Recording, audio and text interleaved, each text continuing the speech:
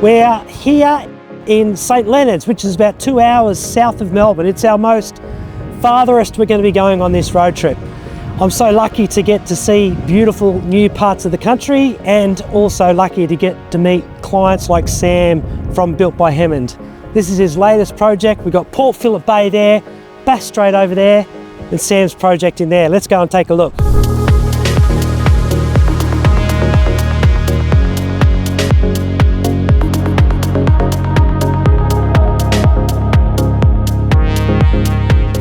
Sam, awesome to meet you. How are you, mate? I'm really good, really good. Thanks so much for taking the time out. I know you're a busy man. Not a problem. Happy to. Give us a quick oversight about this project, or who you are and what you specialise in. Some may know me, Sam, from Built by Hammond.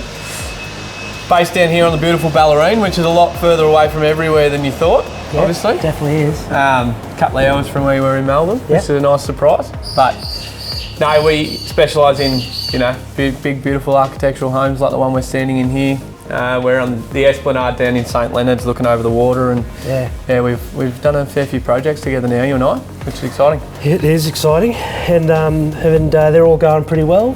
Going very well. We've had a lot of, growth and some success over the last, say, 2 to 3 years. Been registered nearly 3 years now, so fortunate enough to get into some good building business coaching groups and figure out some better processes for doing things than the old, estimating sheet that I was running with back in the day.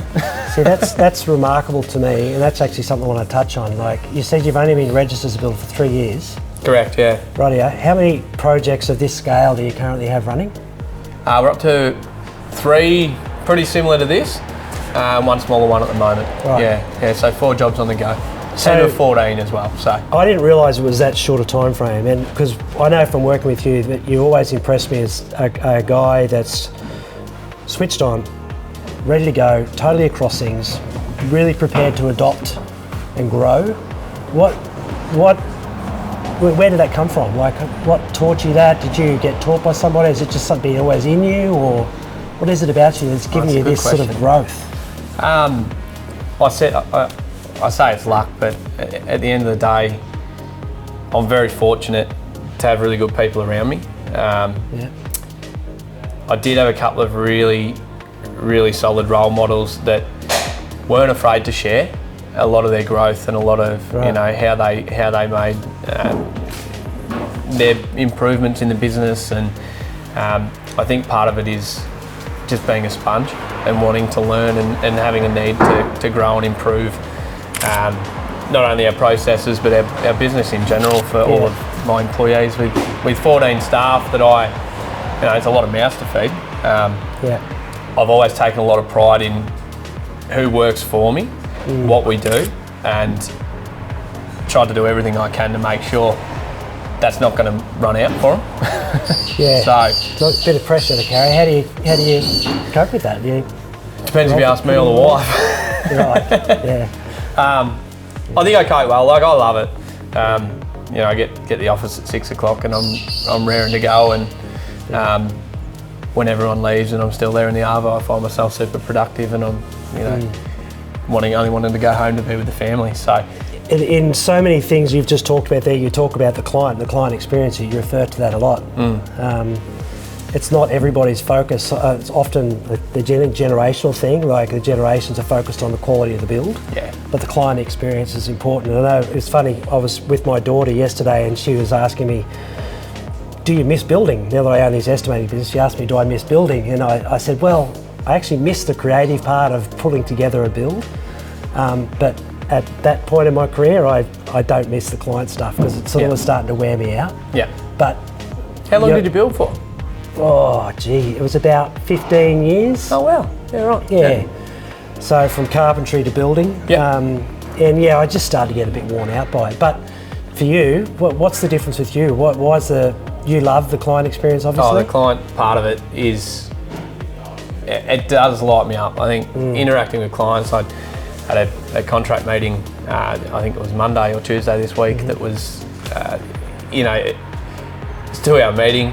Contracts, it can be a bit of a drain, but I absolutely loved going through it with the client, explaining, this is our process, these are the parts to a contract that you need to watch out for that are important, and going through our client education meeting for their contract, and come home from that, and we get a message from the clients that night, and we're all up here. We're all stoked to be where we are, about to sign contracts, about to rip into a big, beautiful new build in Point Lonsdale, and that and the client meetings are something that I hold really dear. Where we are now at the Esplanade, we've had, I think, fortnightly client meetings, because we're very lucky to have a really well-educated client here who knows the build process and knows, right. They were going to do it owner builder. Like, they were very invested. So including them in it is key to them enjoying it, isn't it? Pumps up their experience as well. Yeah. And they're part of it then. Like, they don't only just get an email update of, here, this is where we're at. We get them out on site. They get to live it, feel it, breathe it, be a part of it, talk to the boys that that's awesome, that are doing the work, and it's really special. It's really special. It's really cool, and like to hear how much you lean into it, how much you prioritise it, and how much you get back from it.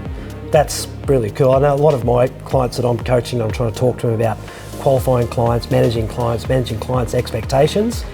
And a bit of a catchphrase, but I say managing your client's expectations is equally, if not more important than the quality of the home you build.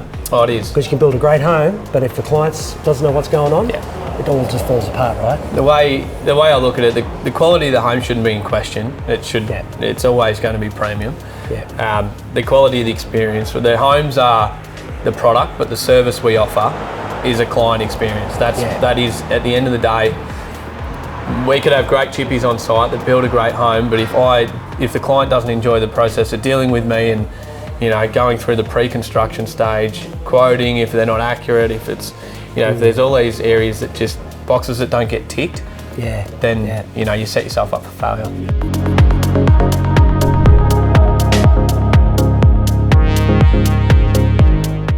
What do? You got a big crew, you've got a lot of projects going on, you're still relatively young. How are you personally managing your work-life balance? Have you got a fair bit of coffee involved? I know you like your coffee too. Well, two beautiful kids as well, a wife at home. We have recently moved house. It's been a bit of probably the last 3 months for us has been pretty hectic. And trying to go back to football as well, trying to save a football career that hasn't existed for 4 or 5 years. So there's not a lot of time. There's not a lot of time outside of what we do. But I don't do much other than work, family, and try and squeeze footy in. Right. Like that's what it is for me. How old are your kids? 5 and 2. 5 and 2. Young. Yeah. So it's like trenches at the moment. But they're amazing. Yeah. Wife does an incredible job.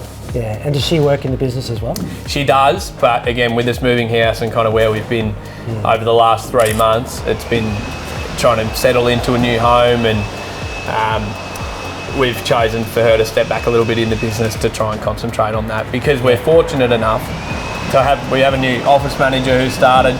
She's amazing, trained architect. We're very lucky to have people in the business that really elevate what we do, how we present it. Automation, systems. Like it's so that we're lucky Liv can step back and concentrate on the family. Yeah. Well, that's amazing, mate. Yeah, I've always been impressed by all of our interactions working with you professionally, but it was also really amazing to meet you personally. It's a real joy. It's not a very common thing that I get to do, so I really do appreciate you making time and meeting you face to face, mate. Thanks for coming down. Seeing the projects. You got a beautiful team up there. Not physically. They're good. A couple of ogres. In terms of the way they build, it's really sharp, really tidy. So credit to you, mate. Well done. That's good. Thanks heaps. Thank you, mate. Thanks, mate. Cheers. Can't find myself down there. Need to fly like the birds. Well, Sam Hammond. That was very impressive. Impressive and insightful for such a young builder to be doing such high caliber projects, multiple levels, managing a team, young family, trying to squeeze in his footy on the weekend for his own mental health. It's pretty impressive. really enjoyed that site and meeting him in person. I really love how much he focuses on not just the detail of the project. He says that's a given, but the client's experience and the client's journey is just so important to him. That's the message that I think needs to be sold to the industry about what builders do. They actually do really, really care. And Sam really showed that today with the way he is delivering that project for his clients.